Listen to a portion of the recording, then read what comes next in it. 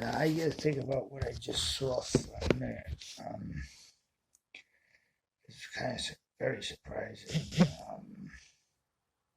about how you never see anything or anyone really anymore tell the truth on TV.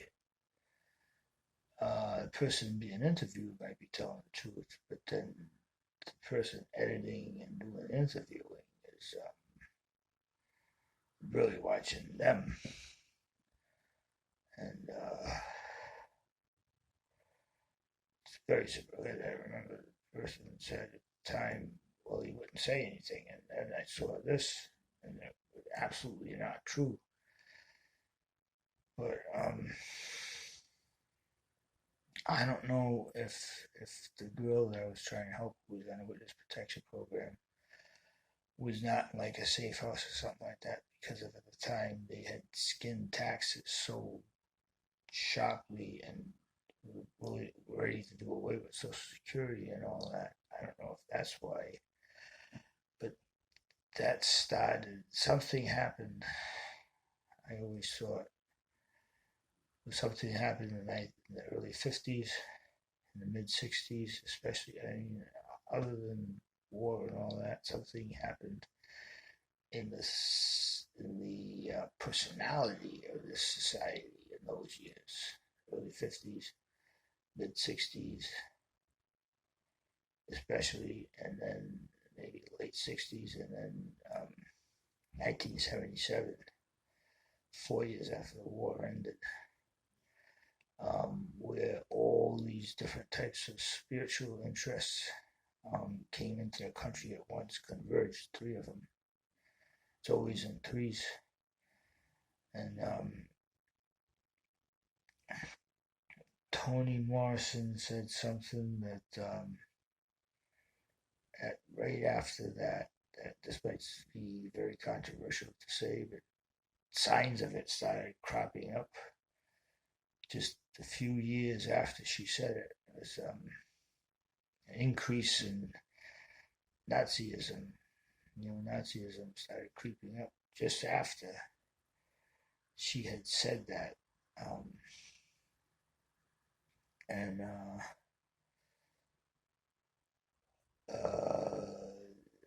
America has always been isolationist, which is something I don't believe in.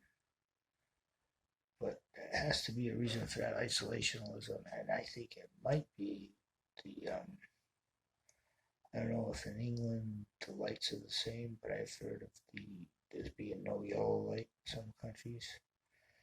I might be way off course, and I might be varying, but I'm trying to figure this out. Is that this might be part of the reason for isolationism, because with that yellow light, if it doesn't exist in some societies, it didn't exist early in the 20th century, except in our society.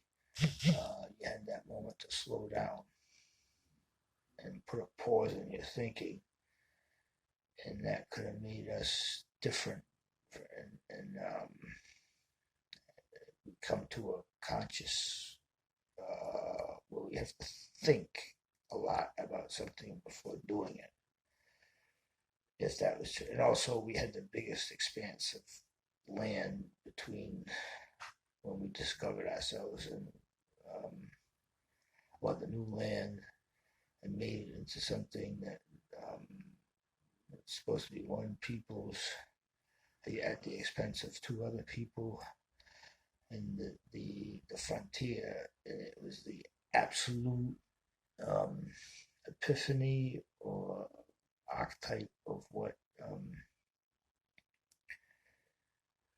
front of what the human spirit is made of, for two things: frontiersmanship and freedom. And so, and then this terrible thing happened after years and years after, with certain other things happened in the Middle East, like the Shah, and I remember in 1979, I never was drafted or I never volunteered, but I remember setting up for the draft, 1979, when the hostages were taking crisis. And in 1977, they had the influx of every religion and every spirituality in the world just came upon America, and even belief in extraterrestrials and all kinds of um, extraordinary superhuman power. Everything was being investigated on these levels, and so, and I remember right after that that why was this girl on a witness protection program not somewhere safe baffled me, and um,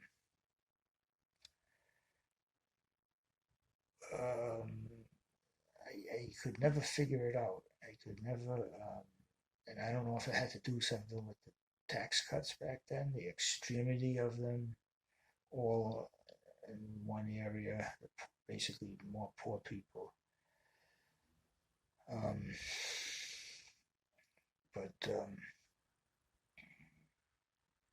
this also was at the time, right at the beginning of. There was, on the one hand, there was great potentiality for good, and on the other hand, there was all these new reality shows creeping up, and uh,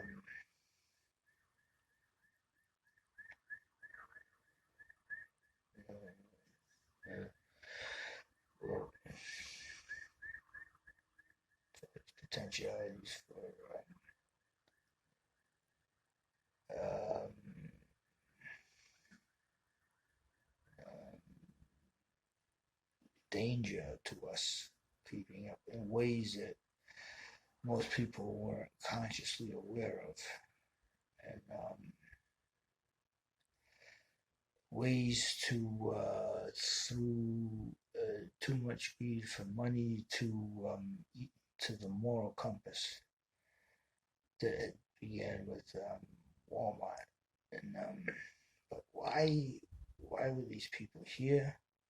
Dogs disappearing all over the place, and it was all out in the open. Nobody was doing anything to stop it.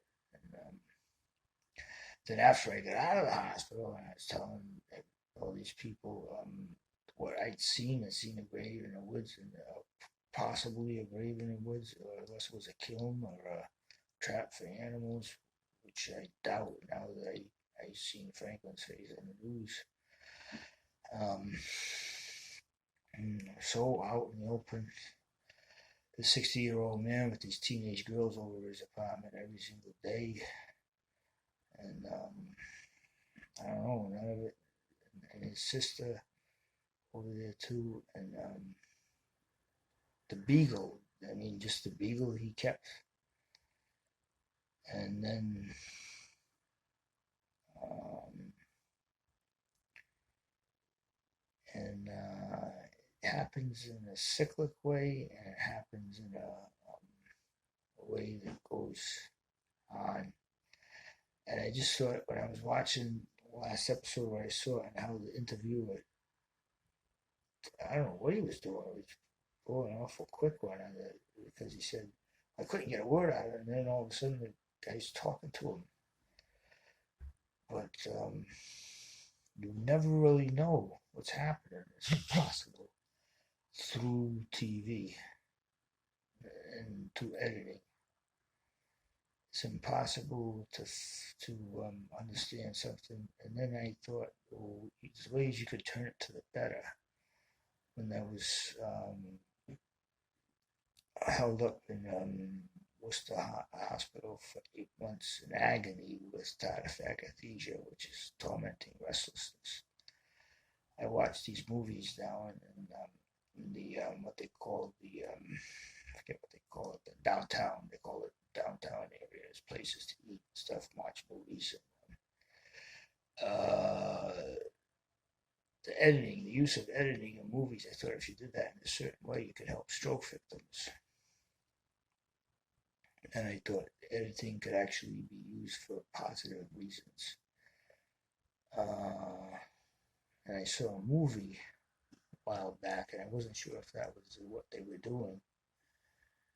Where you go actually into the dialogue and you make the person concentrate on the movie so hard that you could actually bring stroke victims back to it. And I suggested this to a television show, and I noticed years later, I don't know if they were doing that, but I noticed that they cut their shows down from 52 minutes to like 38, 39 minutes an episode. But there's so many things that we could do. We could take a thing like editing, we could use it for positive. And I'm not saying all this to diverge from the telling of what I know about this other story, this tragedy that happened in Warren in Western Massachusetts. But I'm saying I think it all fits together, and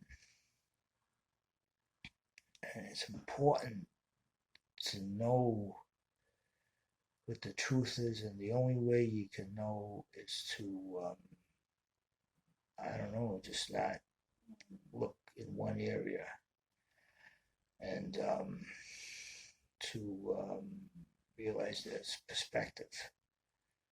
Perspective is much bigger, much more potent, much more deeper well than black and white truth. Just like saying that wall is white. Perspective goes much deeper. And